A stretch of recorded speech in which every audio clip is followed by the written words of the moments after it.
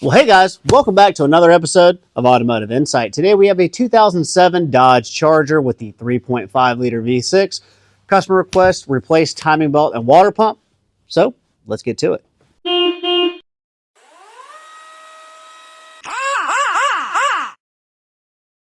Since we're doing a water pump, we'll go ahead and start by getting our coolant draining on this thing. So underneath the car, I feel like there should be a cover here. This car has been wrecked multiple times, so there's nothing here. But our drain plug for our radiator is going to be over here on the passenger side, so we'll get that draining. Now we'll get started. We're going to take this air filter box and housing out of it. We're going to get our upper radiator hose off of it, and we're going to get this fan shroud out of it to give us a little more room, because I don't think that we can get the crank pulley on without it. So we'll start doing that. Hose clamps an 8mm. One of these air filter housing bolts is also an 8mm. There's two push clips.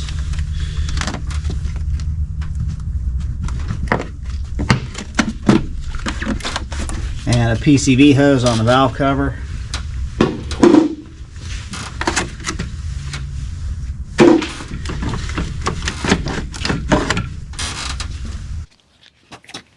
Two spring clamps for the radiator hose.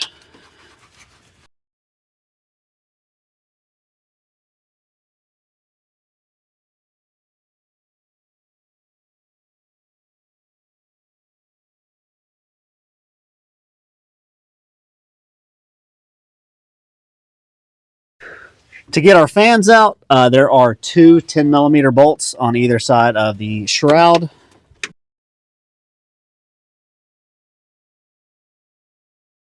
And there's one electrical connector.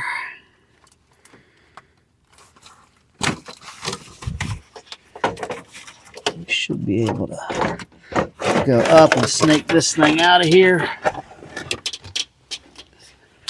Go ahead and get our belt off. It is a 3/8 drive tensioner.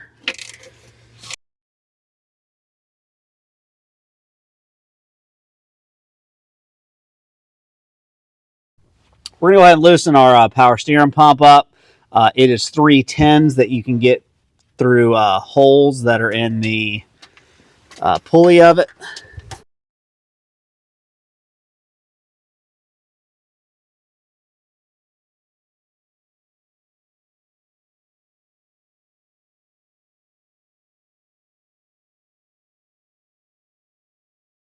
Our drive belt tensioner is 1 bolt. It's a 15. Our idler pulley, there's actually a little cover over the top of it that you're going to have to take off.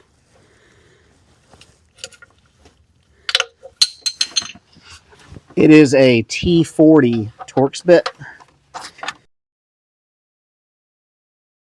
Crank pulley is an 18mm.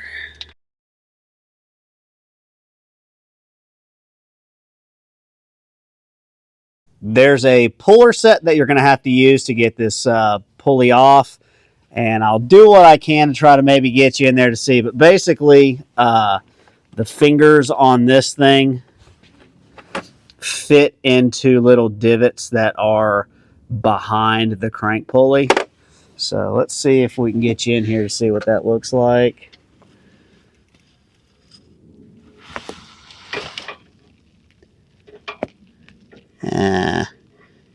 Can't really see it. I'll show it when we get it out.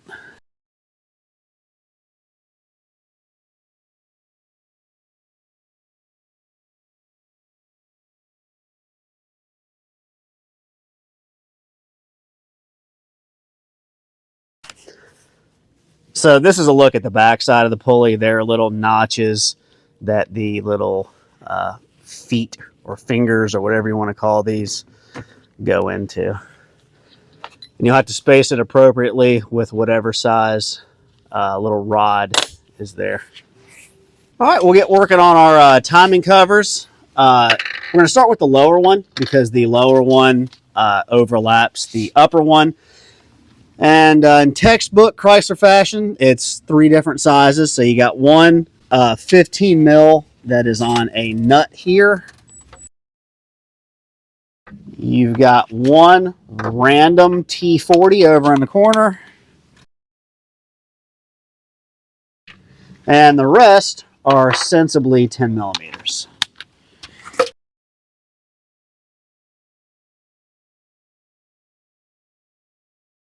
So for our uppers, same thing, a whole bunch of different sizes. It's 10s, 13s, and 15s.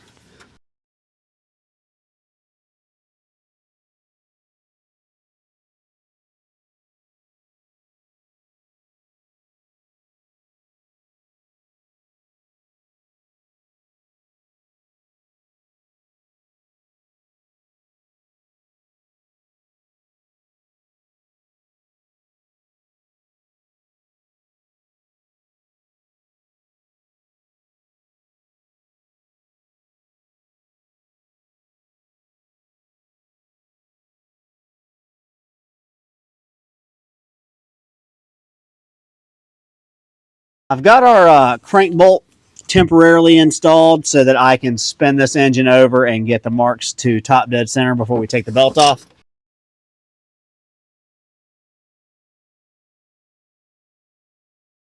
So these are our timing marks for reference.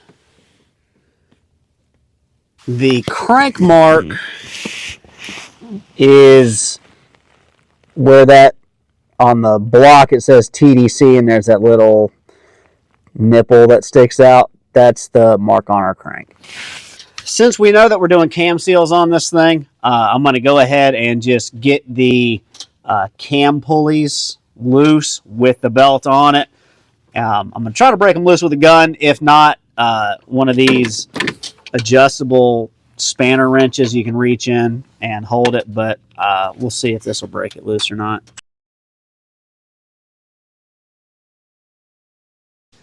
All right, to get our belt off, we'll go ahead and take our tensioner, timing belt tensioner bolt out. It is a 15.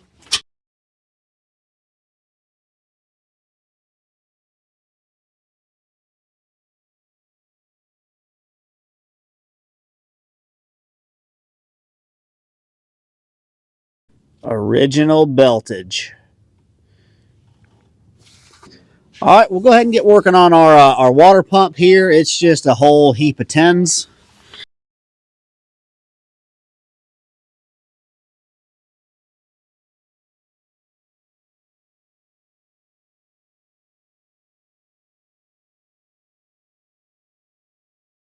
So since we're doing crank seals, or a crank seal and cam seal, we're going to have to take this crank sprocket off of it. I don't know if they're supposed to be pressed on or not, but it is insanely tight. So I have it's actually a steering wheel puller, but I've got a puller installed on it with, I think they are 10 by 1.5 bolts that are in the actual pulley. I got the bolt installed to give me something to push against. And then I've got that pry bar jammed in there so I'm not spinning my crank over. But let me tell you, it's tight.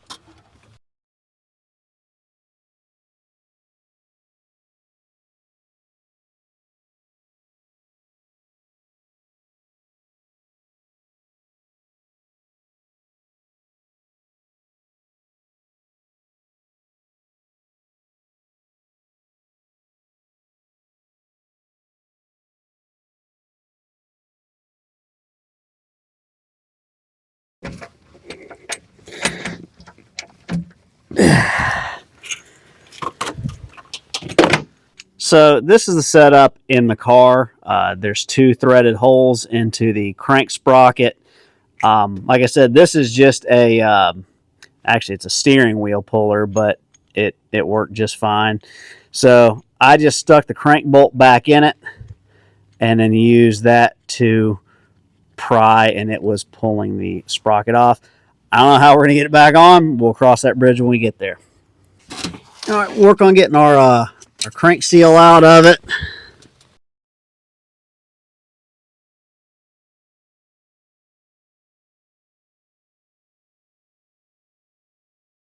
So we took this seal out just with the dowel on it because who cares? But in order to be able to get the new seal on, we're going to drive this pin down, and I'm hoping it falls into the crank hole.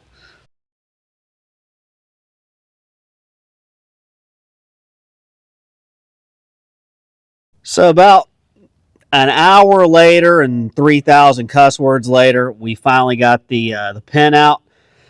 I'm gonna level with you, fellas. That thing sucked. It basically had started to mushroom the top of the dowel pin, and at that point, you're committed because you can't just ignore it. You will never get the crank sprocket back on it. Uh, 25 years ago when this car was new, it was probably fine getting it out, but that thing was stuck, something fierce. I ended up having to kind of grind the mushroom part off of it, center punch it, and then use a punch on the end of an air hammer to be able to knock it through. And then I just used a magnet through the crank snout to get it out. Fair warning, if yours doesn't seem like it wants to come out, I would probably just consider not replacing the crank seal, but that's your call. But needless to say, this was far more work than I had anticipated it being, and you could really cause yourself some headache and some grief if you try to do this and run into the same problem.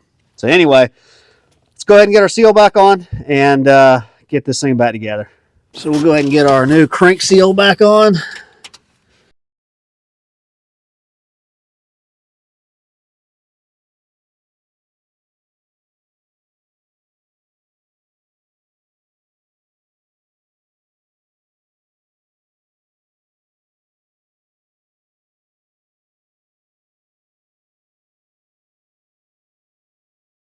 All right, we'll go ahead and do our same thing with our cam seals. God, I hope they don't have dowels in them too.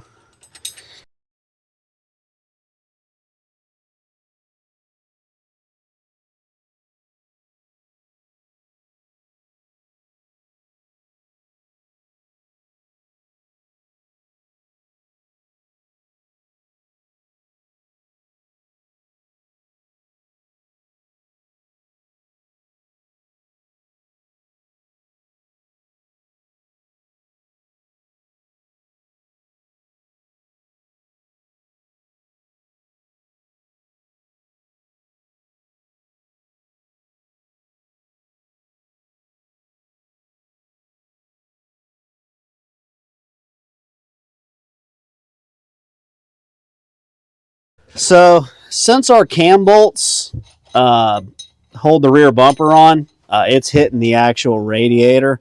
So what we're going to do is I'm just going to take the two radiator mounts loose, and hopefully I can push this radiator and condenser back just enough. I mean, there's only 3 or 4 threads left. This car was wrecked. I don't know if this is normal or not, but that's what we're having to do.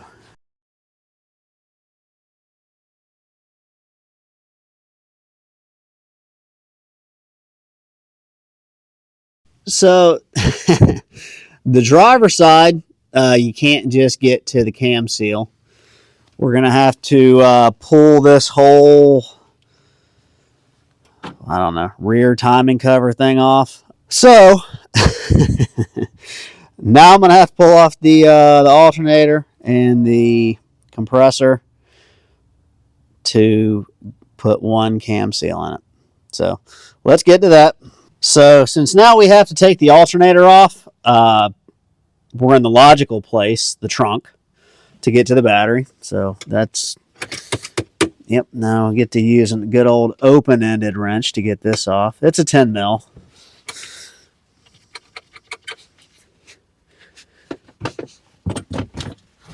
So the plan at this point is I'm going to take the 315s off of the alternator, and it should come down a little bit. And then there's only one bolt in the compressor that goes into the cover that we're trying to get to. So I'm just going to take that bolt out and see what happens. But I'll update you later if that works or not.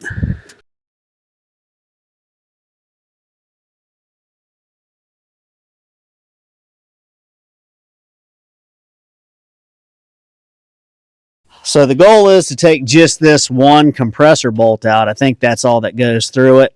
It is a 13.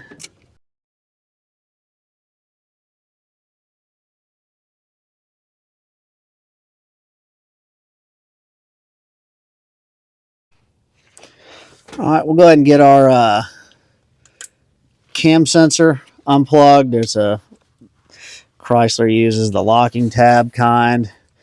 So you push that tab that direction, then you should be able to push down on the lock and get that undone. And then we'll start tackling these look like 13 millimeter bolts that are kind of all around here. We'll get those off and should be able to slide this whole piece this way.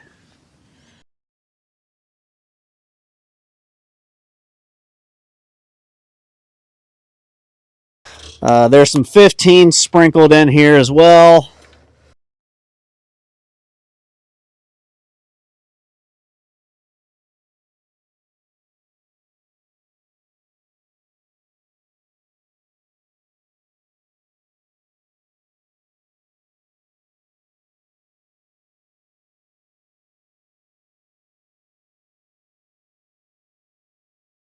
It always instills a lot of confidence when you take something apart and just find a random bolt laying there.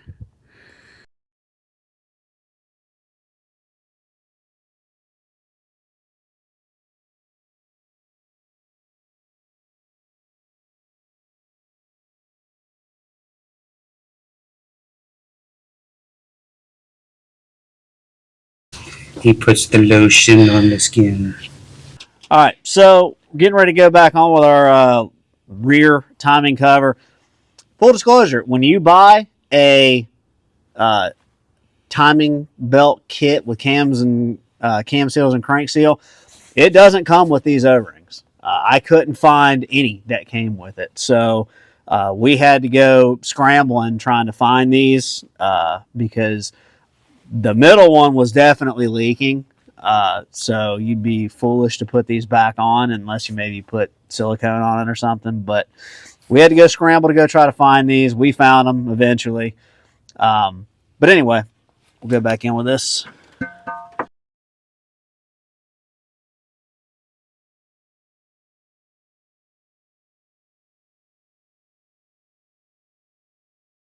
So there's multiple length bolts that go through here. The longest one's going to go in here. The second longest one's going to go in here. The third longest one's going to go down here. And then the shortest ones are going to go there. That was the 15s.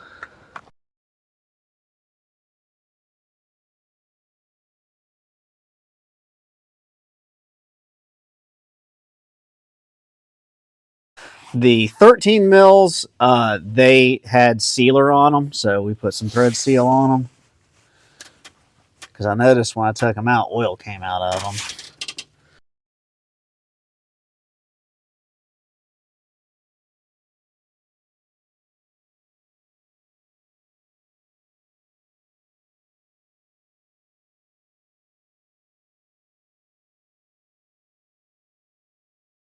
All right, go back on with our water pump now. There's two different length bolts. I don't know where they go. I'll figure it out as we go.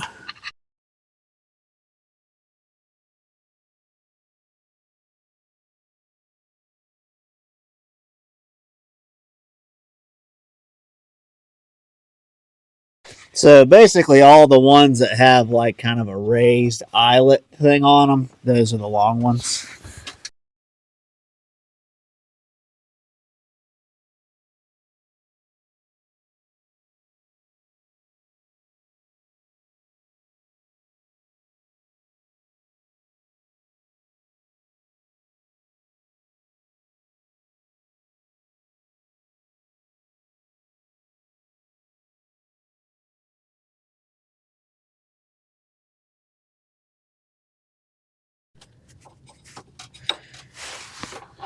Put our bumper bolts back on.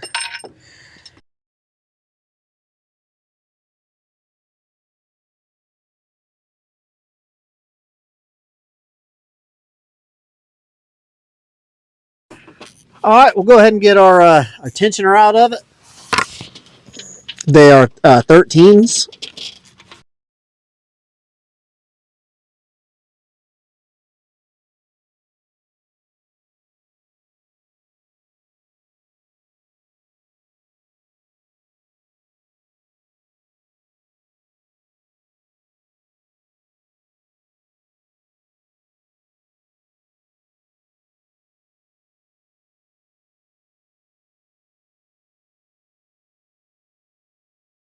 So with our cover back on and everything sort of out of the way, I went ahead and installed our new dowel. The install height is 1.2 millimeters sticking out. So I just stuck a caliper on the backside and measured out to 1.2. We ended up buying pins. This is what they look like when you get them. I bought 2. The dealership had 4 in stock, so this must be common. Ours was just mutilated, taking it out. But we'll go ahead and start getting the rest of the stuff back together. New tensioner, we'll go ahead and get that in. There's a slot in it so you can keep the grenade pin in place.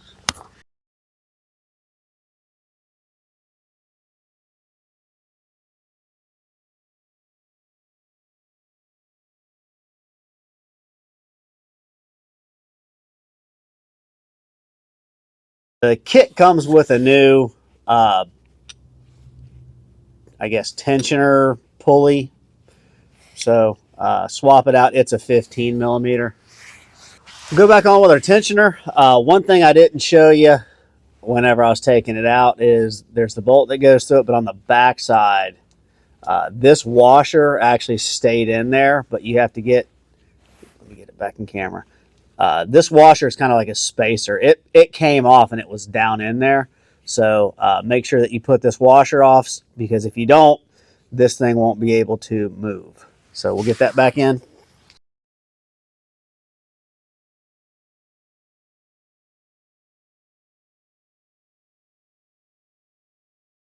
Since this thing was pretty difficult to come off, I had to pull it basically till the end.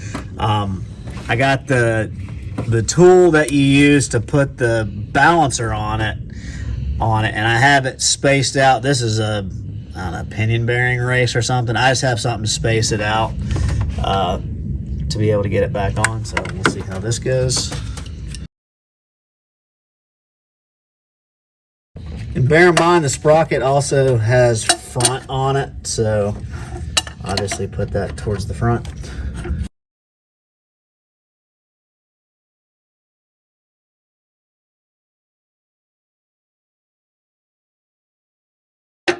I live my life a quarter turn at a time.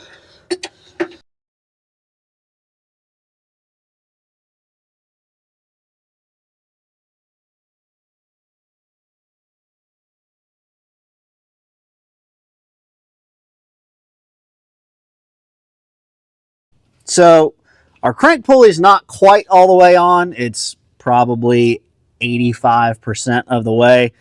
And for time being, that's fine. When we put the crank pulley on it, it'll snug it the rest of the way in. But it's far in enough to get our belt on. So we'll do that. Unfortunately, this belt's not marked, so we're going to have to use the actual marks on the car.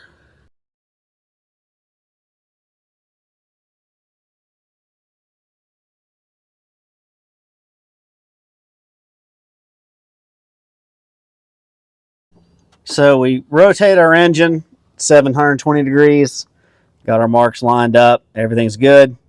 Grenade pin deployed. We'll go ahead and get the alternator and stuff back on it here and get ready to go back together. Okay. All right, we'll go ahead and get our cam bolts, the cam sprocket bolts torqued. They are 75 foot-pounds. They are 75 foot-pounds plus a quarter of a turn. So we'll go ahead and get our 75 knocked out.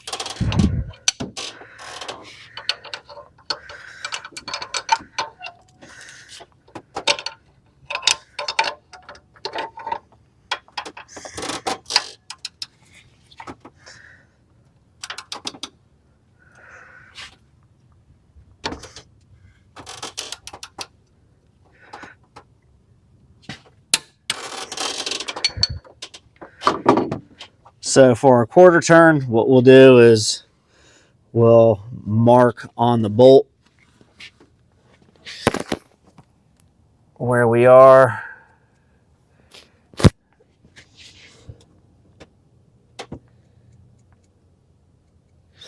And kind of mark the cam sprocket where it is.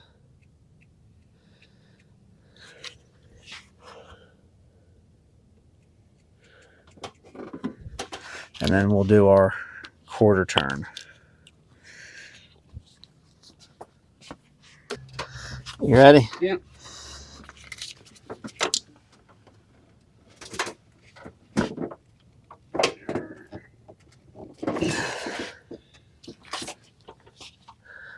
All right, that looks about like 25%. This one should be a little easier to judge.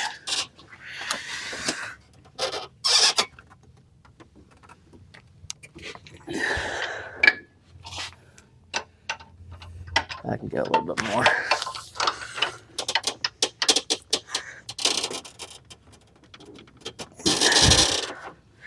All right.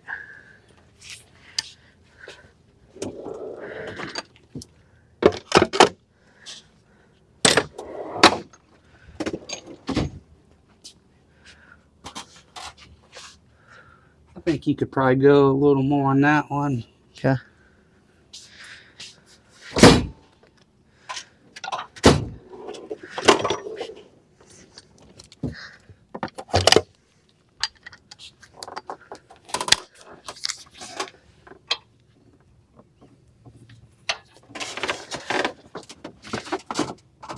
That's good.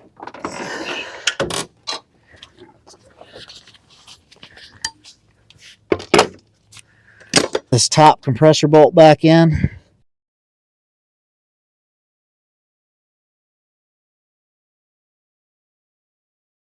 Go ahead and get our alternator bolts back in.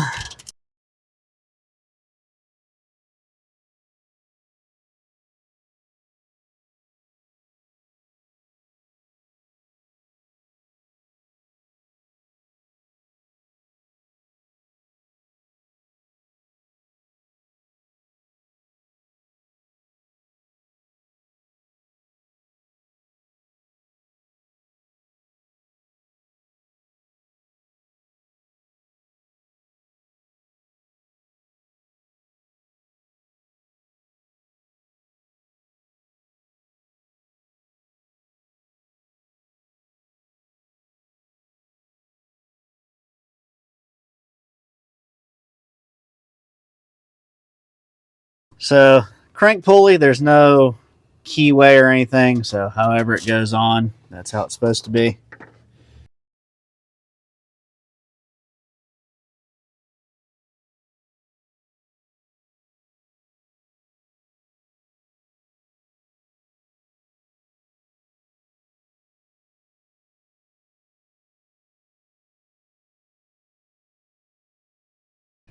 Torque spec on the crank is 70 foot-pounds.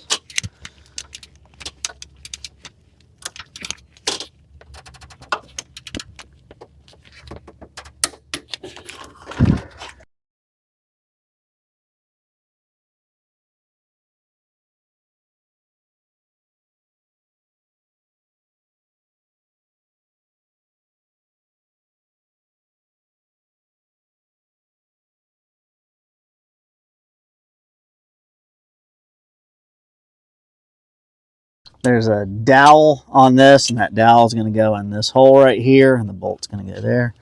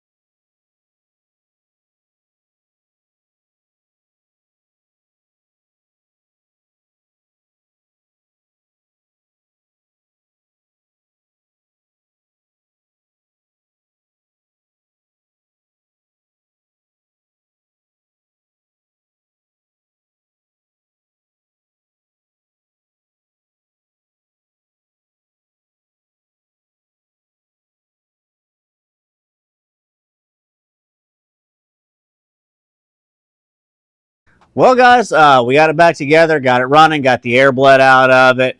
Everything's fine. Full disclosure, I realized that this probably wasn't our best video. I was flying solo for probably 95% of it. And then when the crank dowel started messing up, I was getting frustrated. I hate American cars so much. When I had to take the rear timing cover off to do that one seal, I started getting kind of frustrated. What a piece of man. When the kit didn't come with the extra O-rings that I needed, I was getting frustrated. So then we had to go try to hunt parts and use parts off of a totally different engine kit, timing kit, to get the O-rings that we needed out of it, and then get an additional O-ring for the actual rear water pump thing. It was frustrating. I hate Chryslers, okay? And I was frustrated. Why would you do this? And I was trying not to, hopefully it didn't come across on camera, but I was pretty irritated. But anyway, some lessons learned from it. If you're just doing a timing belt and a water pump, this job is like an hour and a half tops. But that being said, that one O-ring on the back side of the timing cover, that thing was definitely leaking. I mean, you could see there was like dried up coolant on the back of it. So like that probably needed to be done at the same time. Now, doing that part really wasn't that big a deal, but just know that the kits I couldn't find a single kit that came with those O-rings. I had to track them down on my own and do some cross-reference numbers to be able to figure out what they were. Or I guess you could just go to the dealership and get them. But that being said, like, we're professionals. Like, we do this for a living, and we caught this much grief trying to get this thing out. So I know a lot of you are kind of DIY or weekend warrior type things. Just a word of advice: if the crank seal ain't leaking, I would probably just not put it on. If you're dead set on doing it, I would probably soak it down in PB Blaster, maybe put a torch on the snout of that crankshaft to try to expand it out, because it makes it look like you just tap on it with a punch. It just mushroomed the head and boogered it all up, and then that was difficult. And I could see somebody in that situation just mauling the crank all up, and then at that point you're basically done. You either got to put a crank in it or you got to put an engine in it. So as far as doing the upper ones, that wasn't that big a deal. It was just kind of unexpected because I don't have a ton of experience with these cars, but if I had known that going into it, it would have been fine. That wasn't that big a deal, and I would have planned ahead to have those additional O-rings. But anyway, parts and labor breakdown on this. That kit that he got was like $360. It took about 2 gallons of coolant. We got concentrate, so we just bought 1 gallon of coolant and mixed it with water. So that was another $28, $30, something like that. The O-rings, it probably would have been cheaper just to go buy them individually at the dealership. But what we had to do was get a timing cover reseal kit for a totally different engine. I don't remember what it was for, but it had the 2 on the sides that we needed, and that thing was like $40. And then the one O-ring was like $9. So we put that in. So that was another $50-ish. So you're about $450 in parts total. And if you wanted to do like a belt and like a tensioner or something, that'd be a little bit more. Labor, I was having a hard time trying to figure out what the labor was, because there's like totally conflicting labor amounts. The one that I think is accurate is if you do cam seals, the one cam seal calls for 5.6 hours. So that's probably realistically what you're looking at. And how long did it take us? 2 days. That's how long it took. So, you win some, you lose some, but anyway, we're all better off for it. Anyway, guys, that's going to wrap things up for today. Hopefully, we earned a thumbs up from you. Let us know what you think down in the comment section. We have new content for you every single week, so consider subscribing to the channel. And with all that being said, thanks so much for watching. We'll see you on the next one.